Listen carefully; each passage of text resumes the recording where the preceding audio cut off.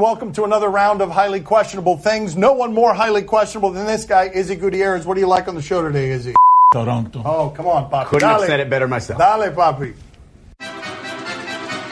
Does a Kawhi-DeRozan swap make sense if both players are unhappy? He will not call you Kawhi now that you're not coming to Miami. You remain Kawhi forevermore, no matter where you play, if it's not Miami. But we're in one of these situations where the San Antonio Spurs had to get values on the dollar. And the way that they got value on the dollar is, if I asked you, what's a player that is slightly less than Kawhi Leonard? You'd say it's DeMar DeRozan. They got a star back for Kawhi Leonard when they had to trade Kawhi Leonard, so it's a good trade for them. And it's great for Toronto because not only do they get Kawhi Leonard, even though he's unhappy for now, they get Kawhi Leonard and keep him away from Philadelphia and Boston in the Eastern Conference. He plays for you next year, and you're playing for next year with a player who is going to make you the best player in the East. I was so sure you were going to go with he's a Canadian now, but that was probably someone we should have saved for your dad.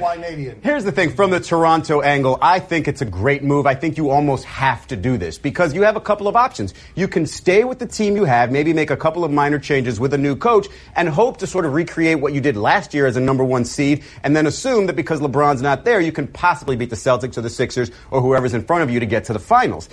Or you could take this version of the team with Kawhi Leonard, with a bigger superstar than DeMar DeRozan is, and almost certainly give you that chance, that different look. And as you go through the Eastern Conference, you never know what's going to happen with Boston, obviously with their health. You never know what's going to happen with the Sixers. And if you make it to the finals one year and Kawhi still leaves, heck, these Raptor fans have to be satisfied that you're taking the big swings. Here's what we know about the Raptors. The way they're built is not good enough, and their two best players weren't good enough. They needed a player better than their two best players. They just got one of them, but they had to get rid of one of them to get him. What I find super interesting is how people are looking at the Spurs now, sort of a team that lost a superstar. Everything seemed to be perfect under there. Now Popovich isn't enough to keep Kawhi there. R.C. Buford and that whole front office isn't enough to keep Kawhi there. But they got a player in DeMar DeRozan who Popovich can mold, can make into potentially a better defender, can make him more of today's NBA player by convincing him to shoot more threes. But he can create, which is something that team hadn't had since Kawhi Leonard got hurt. And I think that team could still win 50 to 55 games and have two all-stars in DeRozan and Aldridge, and all of a sudden you're looking at the Spurs as being a franchise that's just fine. You're not happy with that trade? You know what you do, Kawhi? You felt the physical. That's all. That's right. That's right. That's what you got to do. You go in there limping, you knock something over, you yell at the training staff. Just fail the physical. Does Manny Machado make the Dodgers the National League favorites? Not if the Astros were still in the National League the way that I remember it. But because you can get Manny Machado at a time that everyone wants Manny Machado, and you're already the Dodgers, who were plenty good enough last year to win the World Series if they had just gotten a couple of breaks down the road, then getting someone who is 26 years old. That's right, Manny Machado seems like he's been in your life forever, but he is still headed into what could be his prime. Absolutely, this is the player you acquire almost at any cost if you've got their television contract and their expectations. Normally, I'd say you want a top-of-the-rotation starter here, but if you look at the landscape of the National League, I mean, you're looking at you and the Cubs if you're the Dodgers right now, right? And the Cubs don't exactly have the deepest starting pitching. After John Lester, it's okay. So with the Dodgers, if you're talking about Kershaw being at the top of his game in the playoffs, which is no certainty, your number two right now matches up with pretty much anybody's number two. So I'm all in on sort of mashing your way through the National League, mashing your way through the playoffs, if that's possible. I still think they need to make a move for a starter, but this look right here, not a bad lineup. Matching your way. Matching your way through the National League. Oh, Manny, he feels at home with the Dodgers. Look what happened last night when he was next to Matt Kemp, second base. Oh, with look the at All-Star that. That's game. right. That's right. Look, a family portrait here. Papi likes the family portraits. Except I think he also did it with Nick Markakis, so... You floozy. What do you make of Josh Hader's old tweets and his apology? I am not comfortable with the amount of rummaging that we are doing in the lives of 17-year-olds who were being stupid on social media 7 years ago. But here we go into the past, and this hate shouldn't be allowed. It's not okay. It's not excused because you're 17 years old. But white power, LOL, KKK, and all of this, I hate gay people, obviously shouldn't be doing any of that. But I'm also, as I said, not here for the idea that we're now going to shame this person for things that he did as a 17-year-old as he's a professional. For me, the apology is enough. to me, this is just more of a teachable moment, if you will. The apology is one thing, but I do think he needs to show, whether it be his teammates or others in the community around him, that he can even take it a step further and say, I am not that person anymore. I am now this person. And maybe he has changed, or maybe some of that would help. But I agree with you in that I think it was a dumb kid, and saying things that the people around him say and feeling entitled because of that, and social media being relatively new, you had no idea if that stuff was coming back to haunt you. But in terms of some of the things he said, I hate gay people. He doesn't hate gay people. He doesn't know me. We've never met. I guarantee you he'd like me. So a lot of the things that he said, yeah, ridiculous, childish, but I do think more than the apology, he probably needs to show the people around him that he is a changed person. Is Rob Manfred right that it is on Mike Trout to market himself? One of baseball's problems, and by subsequently Rob Manfred's problems, is that their biggest star, Mike Trout, their best player, isn't actually a star because he's kind of boring and he's not terribly interested in doing all the endorsement stuff. Baseball has largely become a regional sport. The way to be a star in that regional sport is now, again, like in the olden days, play in New York. If Mike Trout played in New York, we'd be talking about him the way we talk about Aaron Judge. But because of how baseball has changed over the years, what Rob Manfred sees right now is he's blaming something on Mike Trout that is his own fault. And that's exactly where I have a problem with this. He can be right in everything that he said, because it does take the player to want to have to market himself in order to have that type of publicity. But if this is your best player and you're calling him out like that, it's what it feels like to me anyway, I think that's the wrong thing to do. So what if he wants to be Tim Duncan? He wants to be the great player who's just in the shadows a little bit. They play 162 games in the regular season. How much time does he have to do all these other things? Here's another problem that baseball has, though, because of the culture, because it's not as free-spirited as the NBA. Fame is not a menu item. Kawhi Leonard is famous. Why? Because you're seeing, even in no personality, that his interests have some personality. Kawhi Leonard doesn't get to choose the way fame greets him. Neither does Mike Trout. This is a baseball problem, not a Trout problem. Baseball has other reasons to be part of this, too, to be responsible for this. I mean, it's a team in Anaheim, which they probably shouldn't have put there, given that it's under the shadow of Los Angeles. And if he was just playing an hour north, he'd probably be a bigger star just by the nature of where he plays. As he said, if he was in New York, he'd be a huge star. Aaron Judge, he's a big star. We barely got to know him. Well, I know Mike Trout. Who the hell is Rob Manfred? Oh, wow. Okay. Okay. Fair point. He's a nobody, too. Fair point.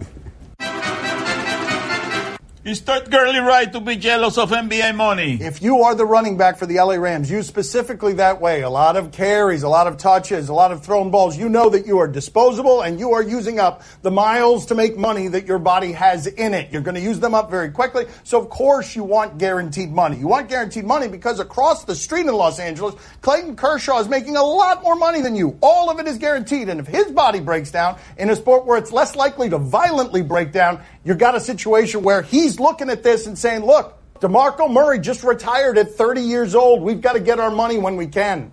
The element of their bodies breaking down on top of not having guaranteed money has to be even more laughable when you think about, CP3, Chris Paul, whose body breaks down every postseason, just signed for $160 million. Yes, I understand their frustration. I understand their jealousy.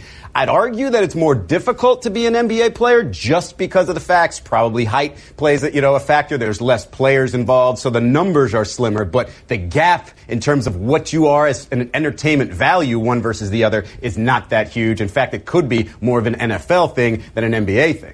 So this guy makes $2.5 million a year. And Melo makes 28. No. Wow. That's right. I see some disparity there. Yeah, a slight disparity. Tobias Harris makes $15 million a year. He was just saying. Coming up next on Highly Questionable. The train in New York, a subway. Oh, no, it's just a New Yorker. Oh, yep. It's just a rude New Yorker. What? What? You were expecting? Oh. You know the answer is yes. Oh, no, the first kid's going to just get... Yeah, that, of course, that's going to happen. And it's going to happen worse to the second kid. Computer, execute 12.4p operation. Optimizing algorithm. Running encryption packet alpha. Night. Oh, I don't feel so good. What is it, computer? Is it hot in here? It feels hot in here. I feel a little clammy. I should lie down or something. A computer with a virus? Surprising. What's not surprising? How much you could save by switching to Geico. Those oysters Rockefeller were a mistake. Geico. 15 minutes could save you 15% or more. Time to play the game that smells like French toast. Do you question? You give us topics and events, we question them. Is that what your French toast smells like? Smells Yes, delicious, delicious. Do you question who is the best running back in the SEC? The guy returning with 1,300 yards in his last season is Benny Snell from Kentucky, and nobody's returning with more yards than that. What happened at SEC Media Day?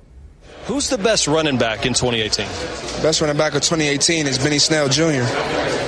All right, you say that. You got your mean mugging right there at the camera. Why is that? Sell me on why you are the best one here in this conference. Benny Snell's the best running back because he's durable. He can get 200 plus carries. My man, are you going third person on me? That's third person. He can get 200 plus carries and still be able to finish the season. Mm-hmm. Eastern Kentucky, he broke his rib and was able to finish the game with still scoring a touchdown. Back-to-back 1,000 yards rushers, as well as being amongst the numbers with Leonard Fournette, Herschel Walker, those guys. Mm-hmm. But he has a great work ethic. He's all right so far. He hasn't got the attention he needed, so he's okay. That's the same analysis I have of him. He's okay. He really needs to work on that polish, if you will. And if you're a running back for Kentucky, it doesn't matter how many yards you got. You got to do stuff like that to get attention. So keep working on that. I am here, though, for athletes now doing their interviews as someone else on behalf of Hype Man as the athlete. If we want to change the way the interviews are done, this is a good way to start. What happened? What's going on? Can't believe this. Kentucky has a football team. Yes, he had to go deep into his research notes, too. Yeah. As a Gator, I've been trying to ask the same questions. It's been a long time since they had any plays you remember.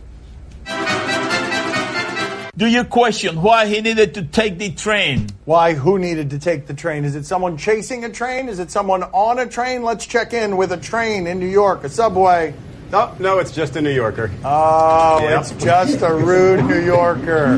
What? What? You were expecting... Oh, look at that woman's face. Oh, well, she's angry. I believe he told her, there's another door. Why in the world would you need to do this? Is this how he gets gas? If he's out of gas, you take the subway to the gas station? Thank you for zooming in on her face. I was just going to ask you to zoom in on the amount of hatred she feels in her heart for that obnoxious bleep hole on a motorcycle. She is questioning everything about where she's living right now with that face. It was so much better in Des Moines. I know someone else wasn't happy with that guy. Who's that? Oh, that's right. Thank you. This was not photoshopped at all. This is how Phil Jackson is spending his days here, much like he did as an executive for the Knicks. Where's the rest of Phil's leg? It got eaten by the front of that guy's motorcycle. Do you question if Justin Verlander is psych? Oh, psychic is the word. I don't know if he's psyched about anything. Psychic is the word. So let's check in with his Instagram account last night. I'm calling Homer. Homer. Hey, I'm good at it, too. I got a feeling. I didn't just say it because it's you. Okay, go deep. I called it. What'd you say? I told him he's going to hit a homer. Why did you tell me I was going to hit one? Because I didn't feel it for you. Justin Verlander always sounds so happy. Oh! I called it! Big deal. Let's go! I'm with Izzy on this. There were 8 home runs in that game. Baseball right now is every time predict the guy's going to hit a home run. And he's either going to do that or strike out. Oh, and let me take a shot in the dark. Aaron Judge is going to hit a home run. Oh, no, like nobody would ever. It's the most obvious thing in the world. The giant guy's going to do it. Let me show you how that's done here. Oh, I have a feeling in the future Papi will get somebody on the fake handshake. Yeah, just keep watching. It's going to happen. Keep watching. Keep watching. Do you question if the second kid should have learned from the first kid? Finally, we're doing the kind of show I imagined we'd be doing. We go out to a playground in Sweden. What do we have here? Should the second kid have learned from the first kid? You know the answer is yes. Oh, no, the first kid's going to just get... Yeah, that of course that's going to happen. And it's going to happen worse to the second kid. Yeah, there it is. Yes, of course it is. Why do they have these things on a playground? Yeah, that does not look safe whatsoever. Slightly unsafe. Not pictured. The third kid. See you later, everybody. Isaiah Thomas. What? You know, when you were a kid, if you had grabbed that thing going around, it would have stopped right there. Yeah, you know what I I mean? would have. That's right. That's right. I would have just stopped it right there. Would have broken with a groaning creak. Dan gets on first, holds it still, then the other kids jump on, then he lets go. Highly questionable is broadcast from the Clevelander Hotel on beautiful South Beach, Miami. Time to play the game that really was better than Michael Jordan in 1991. See?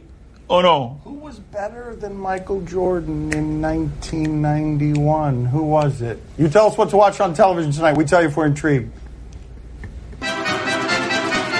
Tonight on ABC, the 2018 ESPY Awards. If I told you that someone on this set played NBA basketball in the 1980s, you might say that person looked more physically like this guy than this guy who looks younger than anybody out here. Let's check in with the ESPYs here. Danica Patrick is the host, and she was on Jimmy Kimmel Live last night. You're also, and I love this. I don't know why I get a kick out of something like this. You're dating Aaron Rodgers, the quarterback for the Green Bay Packers. How long have you guys been dating? Yeah, since the very beginning of the year. Are you a Packers fan? Yes. You are. Were you a Packers fan? The biggest Packers fan. I wasn't. You were not, yeah. Okay, that has to be uncomfortable being asked about your relationship on television. Izzy, are you intrigued? No, I used to get jealous about not going to the ESPYs because on the red carpet with all those athletes, but now I get to hang out with Clyde Drexler on a kind of dirty carpet here in Miami, so it's even better. Good. That's not a red carpet, a dirty carpet. Clyde, are you intrigued? Absolutely, I was intrigued because she was honest. Even though she's dating Aaron Rodgers, she said, I didn't used to be a Packers fan, but I am now. Love it. Clyde Drexler appreciates honesty. You got to hold up the card, though, here. Clyde, come on. It's a very simple game. Papi, are you intrigued? Oh, see, I'm very intrigued, but you must be jealous because she's dating your dad. Aaron Rodgers, buddy. That's it. I got to admit it. I am a little jealous. I want to yell at everybody because I want to be at his side. I do. A lot jealous. So jealous. Tomorrow morning at 6:30 a.m. on NBC Sportsnet, the Tour de France. Oh, I miss doping. Am I allowed to say that? I miss doping. It was more fun when everybody was cheating and getting in trouble. Now I don't care so much. Let's check in with something that happened at stage 10. It was somebody running with something or what? We usually show montages of people running with strange things in the crowd.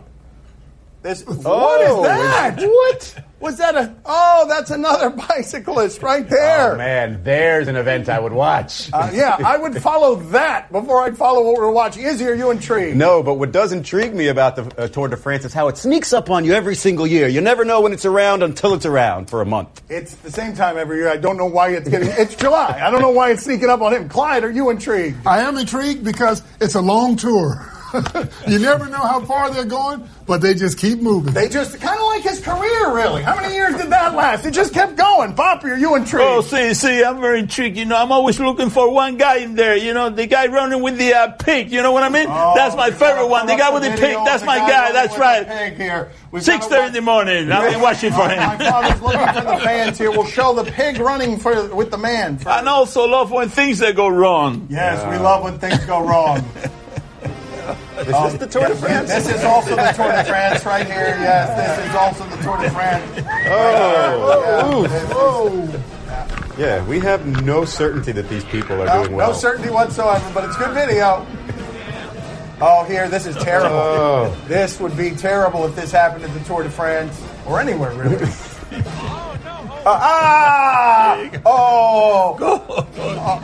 Clyde Drexler not smiling at any of these. Why would you smile? He knows how the body hurts. This is my favorite one, Clyde. Look, helpful arrow. Helpful arrow. There it is.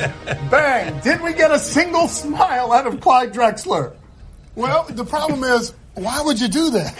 All legitimate questions. Why would we air it or why would they do it to begin with? Both good questions. Nobody knows. Tomorrow night in Savannah, Georgia, the Florence Red Wolves versus the Savannah Bananas. Not a lot of words rhyme with banana. Savannah is one of them, and the Savannah Bananas decided last night to have St. Patrick's Day. St. Patrick's Day, you may know, is February something. March 14th, 17th. I think. March, my bad. Anyway, it's not now is the point. It's not in July. What do we have here? Okay. Just getting ahead of the game, there's a lot of St. Patty's Day celebrations. Here before it starts raining. Is that guy smoking a cigarette or is that a lollipop? That does not look like a baseball team. Oh.